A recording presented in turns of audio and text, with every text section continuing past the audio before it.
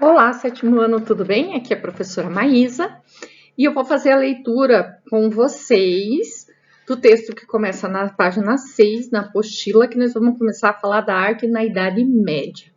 Mas o que é a Idade Média? A Idade Média é um período que vai desde 476 depois de Cristo, que é o século V, até 1453 depois de Cristo, que é o século XV.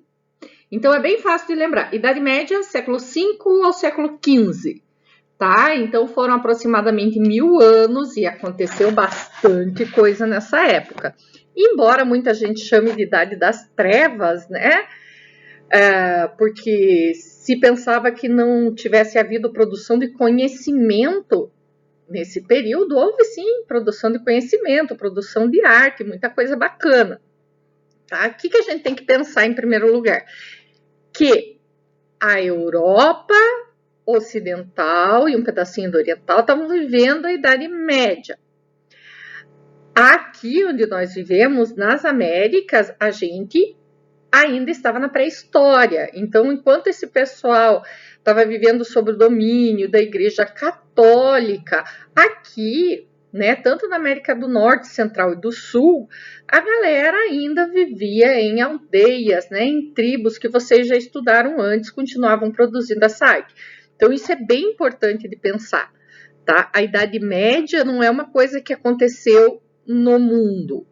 Tá? Essa cultura que eu vou falar para vocês de agora em diante, ela é europeia, tá? E de algumas regiões ainda da Europa, porque nem todo mundo na Europa vivia dessa maneira, vamos pôr entre aspas, civilizada nessa época, tá? Então, a gente vai começar falando sobre a música. Para entender qualquer coisa da Idade Média, a gente tem que pensar o seguinte: no início da Idade Média, tá, a capital da Roma, que tomava, na verdade, quase toda a Europa, estava numa cidade chamada Constantinopla. Essa cidade antigamente se chamava Bizâncio, tá? Só que o Constantino, que era um imperador romano, transferiu a capital romana para lá e mudou o nome da cidade, tipo, vou pôr o nome mais bonito nesse tal de Bizâncio. Que tal fazer uma homenagem a mim mesmo, né? E começou a chamar de Constantinopla. Bom, a arte vai sofrer uma mudança bem grande, porque a grande mantenedora, a grande financiadora da arte, tá, vai ser a Igreja Católica, porque afinal nessa época a Roma, que era quase a Europa inteira, né, e mais um pedaço ainda da África, um pedaço da Ásia, a religião oficial era a religião católica, tá? Então, os valores das cidades e tal eram impostos de acordo com essa tradição que a Igreja Católica queria impor para essas pessoas. Bom, então vamos para a música. Vocês sabem que música não é a área da professora, tá? A minha área é artes visuais. Então a gente vai fazer uma leitura aqui e eu vou anexar alguns vídeos que eu quero que vocês assistam para vocês entenderem como era a música nessa época. Nem tudo tem registro, pelo seguinte: sabe as notinhas musicais lá que tem a clave de sol e daí tem as notas? Isso não existia ainda, tá? Isso foi criado durante a Idade Média.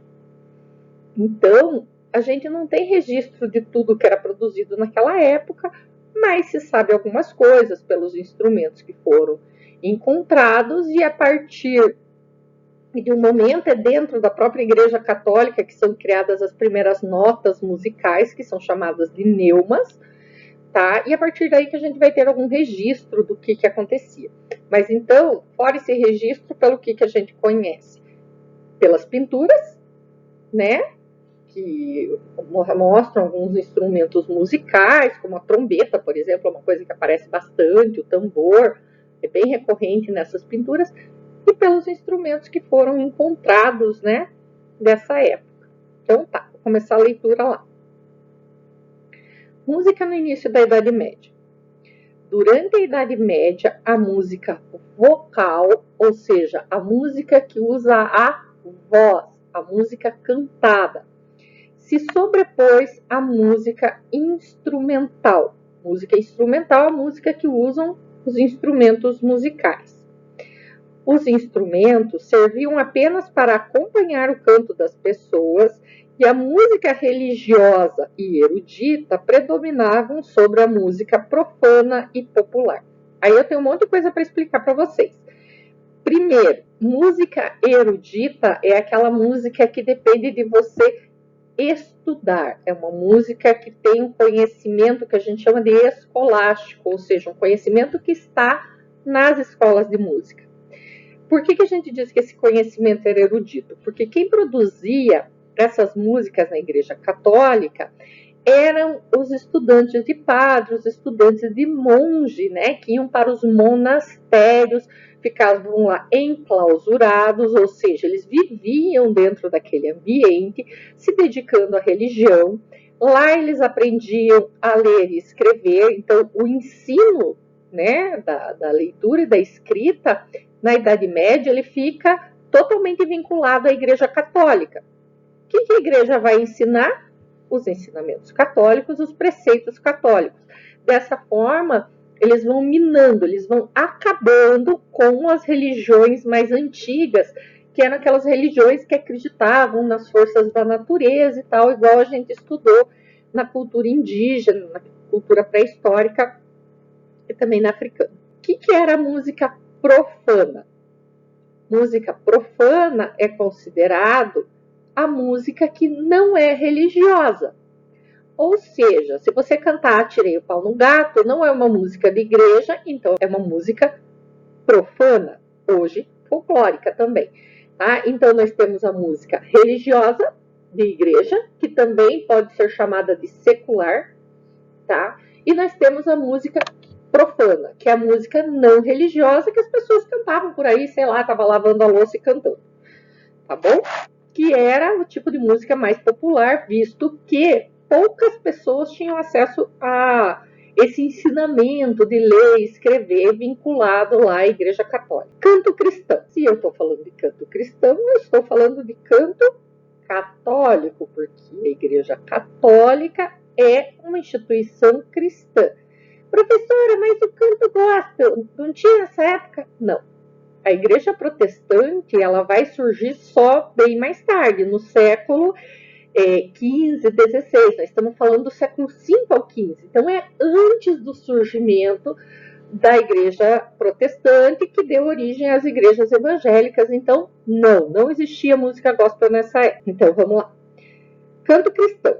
No início, eles eram entoados nas catacumbas e mais tarde na Igreja Católica, já que a evangélica ainda não existia. O que eram as catacumbas, gente? Eram os túmulos, tá? Então, eles costumavam fazer umas construções subterrâneas, tá? E lá eles deixavam os corpos das pessoas católicas. Porque a gente tem que lembrar que antes da Idade Média, os romanos perseguiam os católicos. Então, eles tinham que fazer os rituais escondidinho. Então, o que eles faziam? Faziam esse túmulo subterrâneo, né? Tipo um túmulo, sei lá, uma sala subterrânea, um bunker. E como eles enterravam os mortos lá, assim eles despistavam os romanos. Que os romanos falavam, tá lá fazendo culto aos mortos, mas não achavam que eles estavam aproveitando lá para trocar ideia sobre o surgimento dessa nova religião, que era a religião católica. Então, nessas catacumbas, além de deixar os mortos, eles faziam nas paredes os desenhos dos símbolos cristãos, que eram o trigo, o peixe, o pão, o vinho, a uva, o coelho, coisas assim. Eram desenhos bem simples, porque em geral essas pessoas eram pessoas bem humildes, faziam suas orações e aí começa os primeiros cantos cristãos também, que são o que? As primeiras músicas né, que contavam sobre a vida de Jesus Cristo e sobre essa nova religião que estava surgindo. Tem uma coisa dessa época que era bem legal. Se alguém, eu vou pegar no caderno aqui para mostrar para vocês. Se alguém chegasse na sua frente, fizesse para vocês, a pessoa estava lá, tal, chegou, oi, tudo bem, blá, blá, blá, a pessoa pegava um pedacinho de pau e fazia esse risco aqui, ó, no chão. Não precisava ser tão torto que nem o meu, tá? Podia ser mais bonito. O que você acha que era isso? Se você não soubesse do código, não ia achar nada. Provavelmente é a mesma coisa que vocês acharam aí. Se a pessoa fosse cristã, ela ia completar desse jeito. Ia fazer a forma de um peixe. O meu ficou meio torto porque é o jeito que eu tô desenhando, né? Ia querer dizer... Deixa eu ver se eu consigo escrever aqui.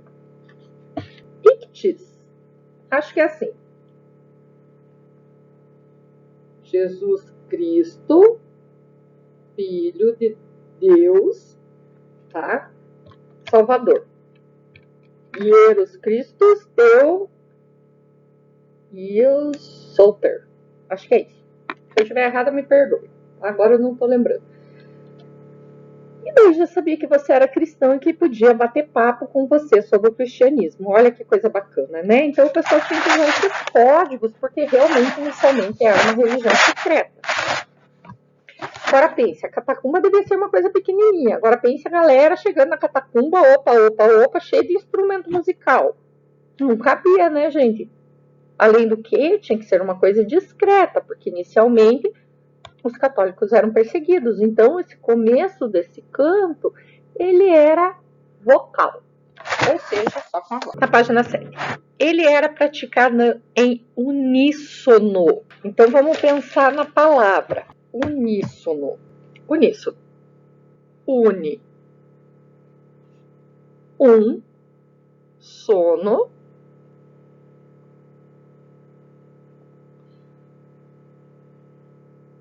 Som. Tá? Não era porque era um som somente, mas queria dizer que todo mundo cantava junto, a mesma letra, a mesma melodia, ao mesmo tempo. Tá? Então, era uma música muito simples, em uníssono, também chamado de homofonia, tá? Homo igual, fonia, som, então quer dizer a mesma coisa. Depende se a origem é grega ou latina do termo, tá bom? Então, ele era praticado em uníssono, ou seja, todos cantando juntos a mesma melodia, e não havia acompanhamento de instrumentos musicais, pois os instrumentos eram utilizados em festas pagãs, por isso eram considerados indignos de serem tocados nas celebrações cristãs. Galera, o que quer dizer pagão? Pagão é a pessoa que não é cristã. Então, se você, né, pela igreja é considerado assim, se você não é cristão, você é pagão. Só isso, tá? Nada demais. Tá bom? Então, o que eram as festas pagãs? Eram as festas que não eram religiosas, tá? A maior personalidade do canto cristão foi Santo Ambrósio, que era bispo de Milão e baseou sua criação na cultura grega. Canto gregoriano. Por volta do século IV, o Papa São Gregório Magno, não esqueçam o nome desse cara, que é bem importante, criou novos modos de música baseados também na cultura grega e também contribuiu muito para o desenvolvimento da música católica. Ele lecionou e coordenou os cantos religiosos da Igreja Católica e organizou, num livro chamado O Antifonário, todos esses cantos. Em homenagem a esse Papa, esse estilo musical foi batizado de canto gregoriano. Então veja, o Papa Gregório Magno, ele não era compositor de canto gregoriano, até porque o canto gregoriano, ele vai normalmente repetir as orações, só que em latim, tá? Tradicionalmente ele não é cantado em português. Só que o que esse cara teve a ideia? Teve a ideia de pegar e anotar, registrar esses cantos. E daí ele juntou tudo isso que era cantado e fez um grande livro chamado Antifonário. Então, se não fosse o Papa Gregório Magno, nós não saberíamos hoje as letras das músicas que eram cantadas lá para trás, no século IV, V, né, depois de Cristo. Então, por isso que ele é importante. Ele não é o criador, mas ele é o organizador, tá? E esse livro chamado Antifonário, né, permanece preso até hoje numa corrente de ouro no altar-mor da Basílica de São Pedro, no Vaticano. Até hoje é um modelo do canto cristão, tá? O canto gregoriano é constituído somente de melodia em uníssono, ou seja, todo mundo com a mesma linha melódica cantando igualzinho. E é uma espécie de declamação de textos. Vocês vão ver o exemplo ali nos vídeos que eu estou deixando para vocês. Sua escrita é diferente da escrita da música atual, contendo somente 4 linhas e com figuras musicais em forma de neumas, que é tipo a nota musical, só que em vez de ela ser redondinha, ela é um quadradinho, tá? Como esse exemplo que tem aqui na apostila de vocês. Então, olhem na apostila que a notação neumática, ela tem 2 diferenças. Primeiro, a escala, que são essas linhazinhas aqui, ó, a escala de hoje costuma ter 5 linhas. Esta aqui tem 4 linhas. E outra coisa, que a nota musical, ela é quadradinha, tá? E também não tinha ainda todas as notas que a gente conhece hoje, como os semitons, por exemplo, tá? Mas isso é mais para o pessoal que toca música, que daí entende melhor essa linguagem. Tá ok? Canção popular medieval. Então, veja, nós falamos primeiro do canto secular, religioso, cristão. Agora, né, a gente vai falar do canto pagão, o canto profano, que é o canto o quê? De quem está fora da igreja. Essas pessoas até podiam frequentar a igreja no meio lá da semana, não sei, mas esses cantos especialmente não eram feitos lá na igreja, eram feitos nas festas, nas celebrações em família, tá? Também tinha os cantos ainda dos grupos que faziam celebração da colheita, músicas folclóricas tradicionais de quando as pessoas estavam plantando e coisas assim, tá ok? Bom, então a canção popular medieval era a canção criada e entoada pelo povo, que, entusiasmado pelas cruzadas e aventuras dos cavaleiros andantes e guerreiros, utilizava a música para se divertir. Então, o que eram as cruzadas? As cruzadas eram os ataques dos cavaleiros europeus, tá? Indo para Jerusalém para tomar a terra dos mouros. Então, esses ataques foram chamados de cruzadas. Qualquer dúvida, pergunte para o professor de história, que ele sabe bem melhor que eu. Tá ok? Cavaleiro andante. Quando a gente vê aqueles filmes da Idade Média, a gente vê um cara andando a cavalo. Normalmente ele tem uma malha de metal, né, que era para proteção da guerra, às vezes uma armadura. Ele anda a cavalo e outros vão a pé. São os cavaleiros andantes. Por quê? Cavaleiro, que vai acima do cavalo, andando. Vocês acham que eles iam atravessar a Europa de um lado para o outro para fazer uma guerrinha? De que jeito, gente? A gente tá falando de Idade Média, de busão, que não era, né? Avião, nem pensar. Então, por isso, cavaleiro andante. Cara que andava a cavalo. E os cavaleiros, normalmente, eles eram os senhores feudais. Eles tinham alguma posse e tal, sabe? Não era qualquer um, não. Foi assim que surgiu a música profana, que é a música que se opõe à religiosa. Ou seja, não possui qualidades sacras. A palavra sacra quer dizer sagrada. Seus temas são o amor, a natureza, a vida, os costumes, a aristocracia, que era a galera rica, né? E o povo em si. Tá? Então, a gente, quando vê música de Idade Média, a gente vê bastante exemplo dessas músicas. Era assim que o povo cantava, dançava, tanto no seu trabalho quanto nas suas festas, folguedos. Folguedos são as brincadeiras, tá, gente? Enfim, suas horas de lazer. Surgiram canções com estribilho, que a gente chama também de refrão, o que facilitava a memorização. São dessa época os trovadores e menestréis. Na verdade, primeiro surgiram os menestréis, depois os trovadores. Os trovadores pertenciam à nobreza e se dedicavam à música e à poesia. Seu assunto preferido era a mulher, tema de seus amores. Os instrumentos mais utilizados por eles eram a harpa, que é um instrumento de corda, o alaúde, que também é um instrumento de corda, e o violão, que também é um cordofone. Os trovadores mais famosos eram Adam de la Halle Blondel de Nesle, na França, Walter van der Volgenweide, na Alemanha, Ricardo Coração de Leão, da Inglaterra, Afonso X Sábio, em Portugal, e Dom Sancho I, na Espanha. Esses são os mais conhecidos, mas tem uma galera mais. Já os menestréis eram cantores ambulantes e contadores de história. Faziam disso seu meio de vida, andando de vila em vila, cidade em cidade. Para isso, utilizavam a flauta, o pífano, a trombeta, o tambor, a castanhola e o pandeiro. Então vejam que fica bem fácil da gente definir. Os cordofones eram tocados pelos trovadores, que era a galera que tinha mais dinheiro. Não dependia de tocar a música para sobreviver, geralmente.